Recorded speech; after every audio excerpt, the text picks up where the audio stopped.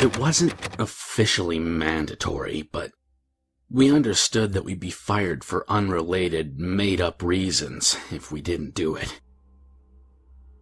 Out of the 6 employees in my corner of the building, I was one of the only 2 people who openly had an issue with our genetic information being taken by our employer. If the others didn't like it, they made no mention of it. That's what made it so hard to figure out who the psychopath really was. The information was supposed to be private, but by Monday, I came in to find a card being passed around for Debbie's inevitable neuropathy. She sat at her desk crying while the rest of us tactfully ignored her and stuffed a few dollars in the card. What could we say? She wasn't sick yet. That was also probably the first moment I noticed a colleague behaving strangely toward me. Clint was always a little standoffish, but he seemed nervous while waiting for me to sign the card. You probably don't want to put money in. That's totally fine. What? I asked, thinking I heard him incorrectly. I put in a $5 bill and handed it back. Oh, okay. He laughed nervously before moving to the next cubicle. By the time my ears had processed what he'd said, he was too far away to ask for clarification, so I leaned out of my cubicle and peered at him from afar. He caught me looking and, overcome by masked panic, he grabbed the card from Carla and dashed out of sight as fast as a restrained office walk would allow. I had no idea what that had been about, but it certainly made me feel weird. For the next 2 hours, my coworkers seemed to share a universal hesitation at my approach or requests. It was wholly unlike the atmosphere that we'd communally maintained in the past. We all dreamed of pay raises and promotions, and we'd promised to help each other out and not fall victim to the corporate backstabbing that had consumed so much of the rest of the company. Those conversations had faded over in the past year of economic hardship, and I now found myself in an office full of suspicion and distrust. Jackson alone didn't seem bothered. He was in the break room when I went to make another pot of coffee. Leaning dourly against the counter and staring down into his mug for lack of anything better to do, he said, "Damn shame we get fined for being smokers now, eh?" While making the fresh pot, I donned a wry grin that he didn't see because of his despondent interest in his coffee cup. "Company policy is voluntary and exists to benefit our health," I parroted. He gave a single cynical chest-raising laugh. "Or to expose our secrets. Did you hear they found out someone in this office is a psychopath?" My heart beat fast in my chest as this morning's strange interactions clarified themselves. "What do you mean?" I didn't see it myself, but apparently the manager left the genetic test results on his desk, and someone found them. He finally abandoned the deep search of his mug in favor of looking directly at me. "Carla says the tests found a psychopath among us. A legit emotionless monster who would have no problem murdering us all if we so much as looked at him the wrong way." "That's crazy." I grabbed the coffee pot early to slowly fill my own cup and nonchalantly ask, "Did you say who it was?" I wasn't really paying attention. "Ah." Refilled, I headed out without another word. I had some idea who everyone thought was the psychopath, but it couldn't be right. I wasn't crazy or emotionless, and I certainly would never hurt or kill someone. Had something gone wrong with the test? Nora was the only other person that had voiced an issue with having our genetics taken. I stopped at her cubicle. She turned, and after a subtle, startled moment, she gave out a calm breath and said, "Hey, how's your Monday going?" Office decorum made it difficult to ask directly. Pretty good. I took a sip from my coffee and also pretended to be fine. Hear anything about Friday's tests? Her neck tightened nearly imperceptibly, and her answer came back about 2 seconds slower than usual. I did. The stress of the moment had me feeling numb, but I kept a pleasant face. I see. Finally, she leaned forward and whispered, "But I don't believe it. The whole thing is bullshit." Moving closer myself so that nobody else in the office could hear, I whispered back, "I know, right? I'm pretty sure the whole office thinks I'm a psychopath now." This is what the test results said. At that confirmation, I clenched a fist out of confused concern, and I saw her tense. Releasing the grip, I told her, "It's not true. I don't understand this at all." "Maybe someone switched their sample with yours," she suggested, eyes wide, "to hide their identity." Before I could seize upon that idea, we both saw the manager approaching, and I quickly scuttled back to my desk. Bob seemed not to notice my restrained dash across the aisle, and he approached with his typical dour resignation. On my desk was a post-it note with the words, "If you tell anyone, I'll kill you," and I quickly crumpled it up and stuffed it in my pocket as my manager overshadowed me with his towering but depressed presence. I had a notion that he was going to fire me because of the test results, even though I knew logically they would have to wait a few weeks to make the firing seem unrelated. It still put incredible stress on me. In shock from the note and Bob's proximity, I forced myself to politely ask, "Hey, what's up?" Yeah, my manager said. "I have to inform you that some of the genetic test results were leaked this weekend. We're looking into it, but company policy dictates I have to inform you that the information has gotten out to parties unknown." I nodded and tried to suppress the intense emotions flooding through my every limb. He did it. He left the information out on his goddamn desk. Did they have any idea who did it? It's, company policy not to discuss details of an open case. He sniffed once. Anyway, that's all. He turned and began heading back down the aisle while I let out a breath. How had he not noticed my hand awkwardly jammed in my pocket throughout the entire exchange? I'd clearly been hiding something, but he'd been wholly uninterested. I pulled out the note and uncrumpled it. Staring at the words, I repeated them over and over. "If you tell anyone, I'll kill you." Was this real? Was it a practical joke? No, it had to be real. Nora and I had only just guessed that someone else had switched their sample with mine somehow.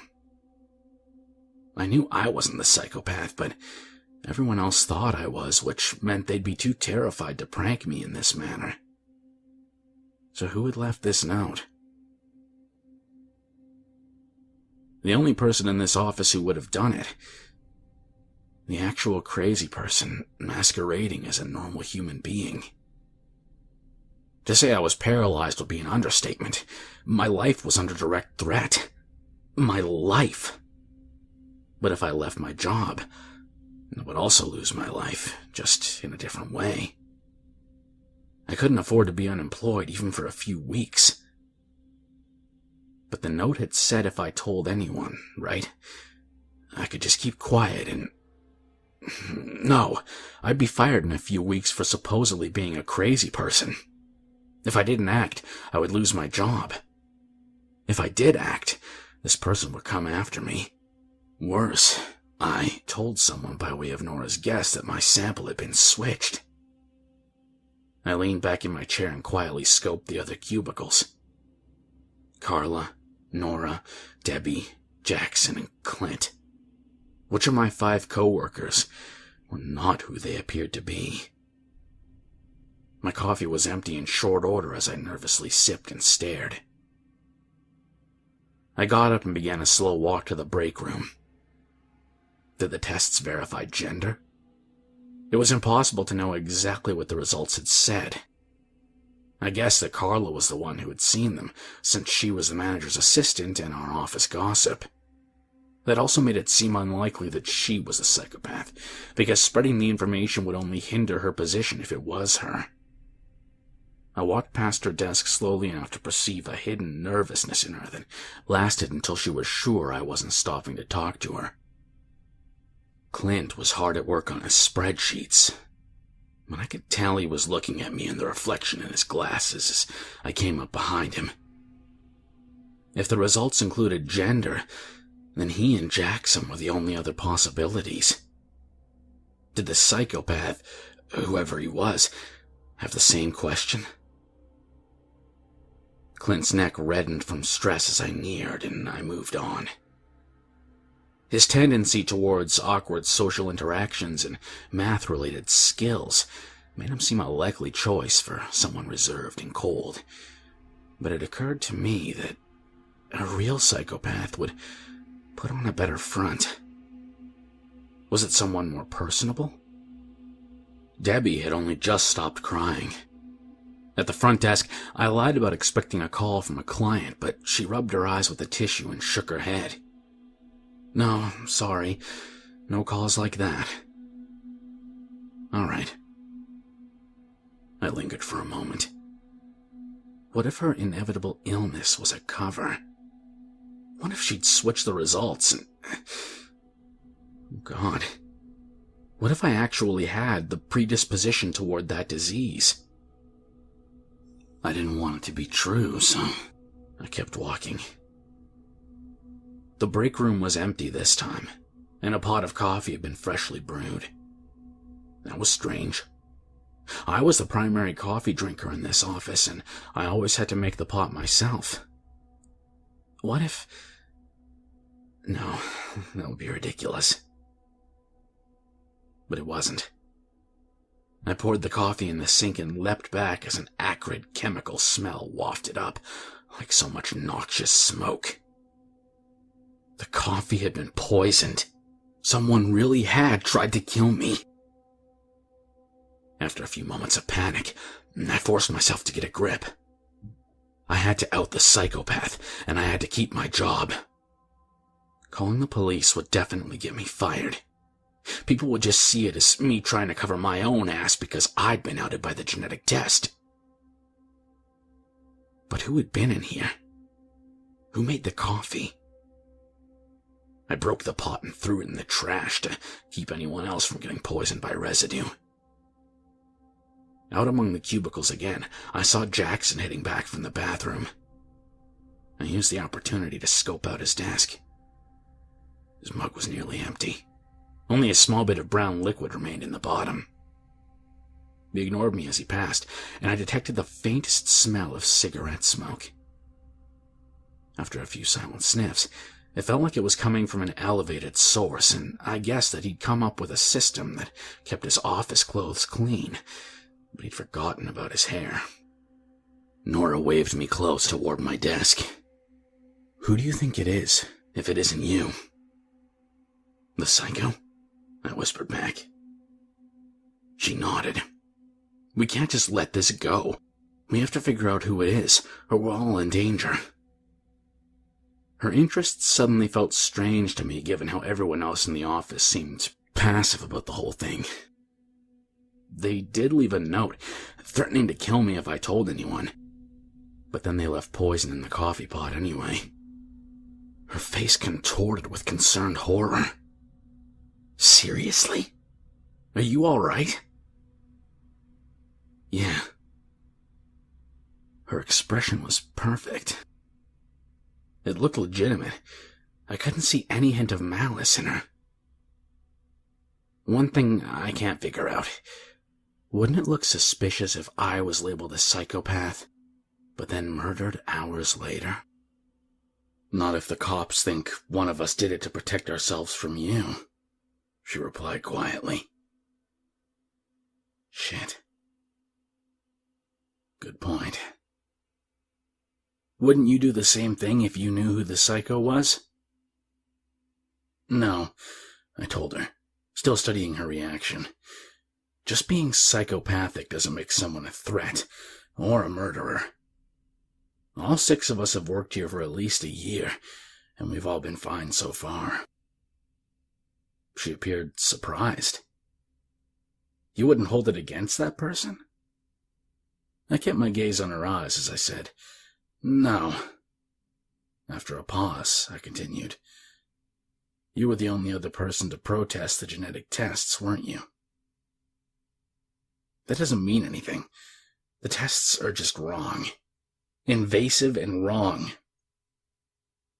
A slow nod was my only response. Bob was walking by the cubicles again, so I returned to my desk. I hesitated before sitting down, and my eyes caught sight of something nestled in the crack of the seat. Carefully pulling it out, I found that it was a needle full of some unidentifiable liquid. Disgusted, I crept out and threw it in Carla's trash because she was the only person not at her desk, and I didn't want to be caught with it. Nobody saw me do it, but when I sat back down, I saw Nora turn and look at me across the length of the aisle. We locked eyes for an uncomfortably long heartbeat, but then she turned back to her computer. As Carla returned to her desk, Bob unexpectedly appeared at my cubicle. Hey, can I see you in my office for a second? Surprised, I just nodded and got up and followed him. My 5 coworkers all watched me throughout what felt like the longest walk of my life. Clint looked subtly afraid of me. Carla looked eager for new gossip. Debbie was on the verge of tears again. Jackson's eyes were expressionless and cynical. The corners of Nora's eyes and mouth were perfectly curved, just enough to convey a hint of concern for my fate. I entered my manager's office and Bob closed the door behind me, shutting me away from the stares of my coworkers. Someone official was already sitting within, and Bob introduced her simply as human resources and offered me a chair. Overwhelmed by nervousness, I hardly heard his words as he sat behind his desk and began talking in his typical droning monotone. All I could think about were the reactions of my coworkers and the emotions I'd read in them throughout my time here. Which had been real? Which had been fake? Who among us ruthlessly pursued their own goals with no regard to right or wrong? Don't fire me, I blurted. I know who the psychopath is. Bob blinked. Huh? We're not firing you. My racing thoughts stalled, and I abruptly returned fully to the moment. What? We're promoting you, Bob explained. We need your ruthlessness at our management level. It's a cutthroat industry, you know. He began to smile, but the human resources lady shook her head dourly. But what do you mean you know who the psychopath is? Are you sure there's been a mix-up and it's not you? Part of me felt like laughing, but I suppressed it. Choosing my words carefully, I said, Oh, I'm not saying anything. I'll gladly accept the promotion. Great. We'll discuss details later this week. Until then, don't tell anyone about the change. We don't want to stir up office drama and all that. Of course. I stood, shook Bob's hand, and walked back out to the cubicle farm. While the others watched me warily, I headed for the break room. On the way, Nora caught my attention and whispered, Did you out this psychopath? Do you know who it is? Without looking at her, I said softly, It's all of us, Nora. Maybe not genetically, but it's all of us. I could feel her eyes still upon me as I entered the break room proper and began making coffee in an improvised filter. One of the cabinets swung open on a spring, and a small blade on the bottom shot toward me.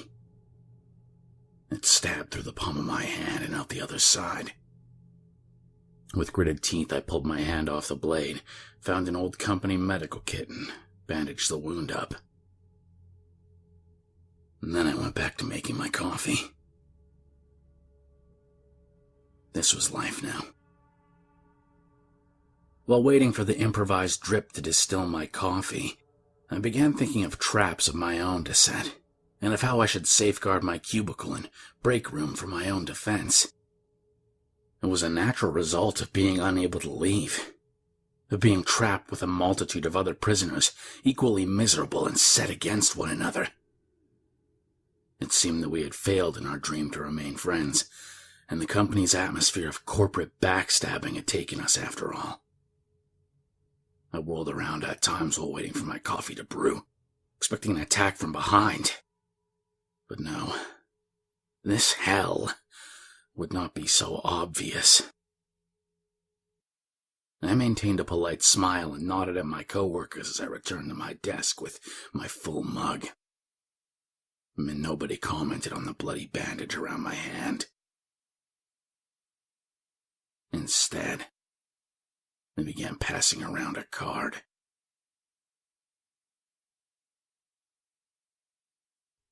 If you made it this far, I hope you'll follow me on Twitter at KingSpookCreepy.